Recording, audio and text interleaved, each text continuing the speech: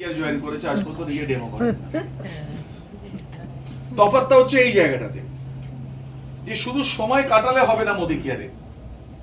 এটা তো এরকম নয় যে আমি এমন একটা ধাতু যেটা যত পুরনো হবে তত তার ভ্যালু বাড়বে। আপনি তো ধাতু নন যে আপনি এক জায়গায় রয়েছেন দাম বাড়বে। এখানে আপনাকে এভরিডে অ্যাক্টিভিটি করতে হবে। তো আজকে এইটা হচ্ছে ডিফারেন্স তৈরি হয়ে যাচ্ছে। যারা সাকসেস তারা তো সাকসেস, তাদের সান্নিধ্যে যারা আসছে সেখান থেকে কিছু পজিটিভ ভাইব্রেশন আসছে, পজিটিভিটি মার্কেটে ডিরেক্ট সেলিং এ ছড়াচ্ছে। যারা নেগেটিভ তারা মার্কেটটাকে নষ্ট করছে। এখন আমি এর আগে প্রশ্ন করলাম সবাই কি সফল? আপনারা নিজেরাই বললেন সবাই সফল নয়। এই সফল হওয়া আর অসফল থাকার এর মধ্যে তফাৎটা কি? তফাৎটা কিন্তু সিস্টেম। এই ব্যবসাটা মাথায় বোঝা নিয়ে চলার ব্যবসা নয়। এই ব্যবসাটা হচ্ছে নিজের বোঝাটা অনেকের মাথায় দিয়ে হালকা ভাবে চলার নাম হচ্ছে ব্যবসাটা। আমি একটা এক্সাম্পল দিচ্ছি। দিদি আপনার ব্যাগটা দিন তো। আপনি আসুন না, ওটা ধরুন এটা আপনার ব্যাগটা।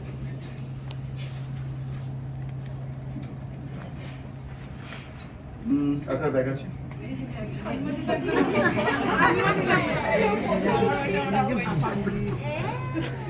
আচ্ছা, উনি বলছেন পারবে না। ডাইরেক্টর, সিনিয়র ডাইরেক্টর, এক্সিকিউটিভ তিনটে ব্যাগ দিয়েছি। এর জন্য অনেকে ইডিতে আটকে যাচ্ছে। কেন? ওনার ক্যাপাসিটির বাইরে। এবার আমি নাকি এসিডি হতে বলছি, তারও লোড নিল। আর কারো ব্যাগ আছে? এবার দেখুন আরো বড় টাইটেল, প্লাটিনাম ডিরেক্টর।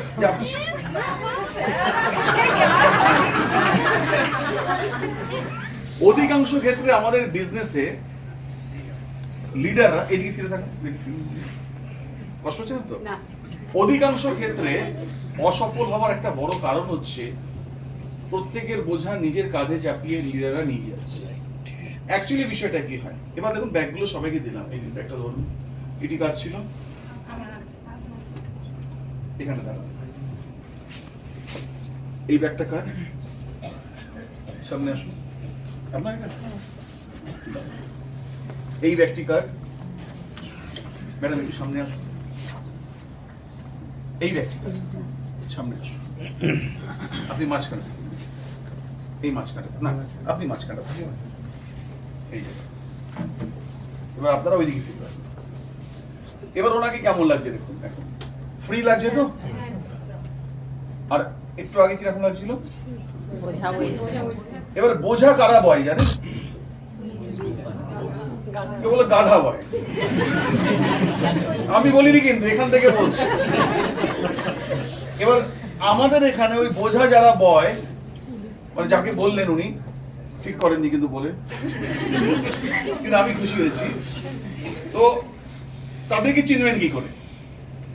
উনি একজন লিডার, ওনার সময় নেই মিটিং এ যাওয়ার, তাই ওনার টিমও যায় না। তাই ওনার টিমের সমস্ত জয়েনিং গুলো কাকে করিয়ে দিতে হয়? ওনাকে করিয়ে দিতে হয়। উনি হয়তো রান্না করছে, এক্ষুনি জয়েনিং করাতে হবে, একটা অর্ডার লাগিয়ে দিতে হবে, একটু ফোনে কথা বলে দাও, একটা মিটিং এ চলো, সব জায়গায় কে যাচ্ছে? উনি যাচ্ছে। কেন? সমস্ত বোঝাগুলো উনি নিজে নিয়ে নিয়েছেন। উনি বলছেন আমি 50 পিপি করবো না, উনি ভাবছেন আমার পাওয়ার অফ 4 হবে না, তাই উনি কথা করবে 20 পিপি, 30 পিপি উনি নিজের অর্ডার ওনার আন্ডারে লাগিয়ে দিচ্ছে। উনি বলছেন আমি কাউকে রিক্রুটমেন্ট করাতে পারছি না, উনি বলছেন না ডিরেক্টরশিপ কোয়ালিফাই করবে না, তাহলে উনি কি করছে? ওনার নিচে রিক্রুটমেন্ট করিয়ে দিতে হচ্ছে। এ বলছে আমি কাজ করছি না, আমি আর কাজ করতে ইচ্ছে করছে না, আমার বাড়িতে না বলে দিয়েছে, ওনাকেই যেতে হচ্ছে ওনার হাজবেন্ডের সাথে কথা বলতে। কেন ওনাকে না? সুবিধে বাড়ি যা। এই জায়গাটা ভালো করে আপনারা বোঝার চেষ্টা করুন যে আমি কি বোঝাতে চাইছি, যে কেন মিটিং আসা দরকার। উনি কি করলেন? সবাইকে তাদের দায়িত্বগুলো উনি ভাগ করে দিল। উনি কিন্তু ফ্রি। এইবার আপনারা দেখুন, এবার ওই ব্যাগটা দিন, প্লাটিনামের ব্যাগ। এবার আমি ওনাকে প্লাটিনাম করাতে পারবো বলুন দিদি। এবার আমাকে রেট করাতে হবে। এবার প্লাটিনামের রেটটা দেখুন, উনি রেড ডায়মন্ড হয়ে গেছে অতি অনায়াসে। কেন? ওনার আগের টাইটেল গুলোকে ডিস্ট্রিবিউট করে দিয়েছে ওয়ার্ডটাকে, তাই পরের টাইটেলের কিন্তু লোড নিতে পারছে। ম্যাক্সিমাম ক্ষেত্রে লিডাররা উপরের দিকে উঠতে পারছে না কেন? টোটাল টিমের জিম্মেদারি কাঁধে নিয়ে নিয়েছে। দেখুন কুলি সিনেমাটা দেখতে খুব ভালো লেগেছিল, কার্পেট প্লাটিনাম আরে সারি দুনিয়া কি বোঝ হাম উঠাতে হ্যাঁ, ওটা যারা দেখেছে তারা দেখেছে, যারা দেখে ওটা ফেসেছে তারা কিন্তু সেই লিডার হয়ে গেছে, কুলির গিরি লিডারশিপ করছেন। ওকে, আপনি যদি মিটিং এ যাচ্ছেন, ট্রেনিং এ থাকছেন, সব কিছুতে আপনি শুধু নিজে ডেমো করছেন না, নিজের টিমকে ডেমো শেখাচ্ছেন, তাহলে আপনার তত্তর করে উপরের দিকে এগোবেন। যদি এগুলো কোনো কিছু না করে আপনি যদি একটা শর্টকাট পদ্ধতি অবলম্বন করছেন, তাহলে জেনে রেখে দিন একটা জায়গায় যাবার পরে আপনি তার উপরে লেভেলে উঠতে পারবেন না। এই বিজনেসটা ডাইরেক্ট সেলিং হচ্ছে লিডারশিপের বিজনেস, আর leadership all about your intellect, আপনার বুদ্ধি কতটা আছে। শুধুমাত্র পরিশ্রম করলে কিন্তু আপনি এগোতে পারবেন না।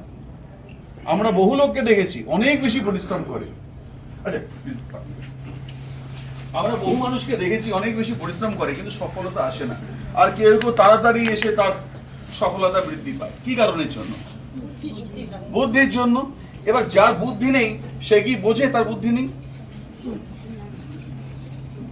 ওই গল্পটা একবার বলে আমার বলতে খুব ভালো লাগে, অনেক পুরনো গল্প, আপনারা ছোটবেলায় আপনারা শুনেছিলেন। তো জাহাজে চাকরি করেন একটি ছেলে। আচ্ছা এখানে এখানে সবাই কতজন বাঙালি? আচ্ছা উড়িয়া কেউ আছেন? কেউ আছেন হাত তুলুন না যদি উড়িয়া থাকেন। বিহারি কেউ আছেন?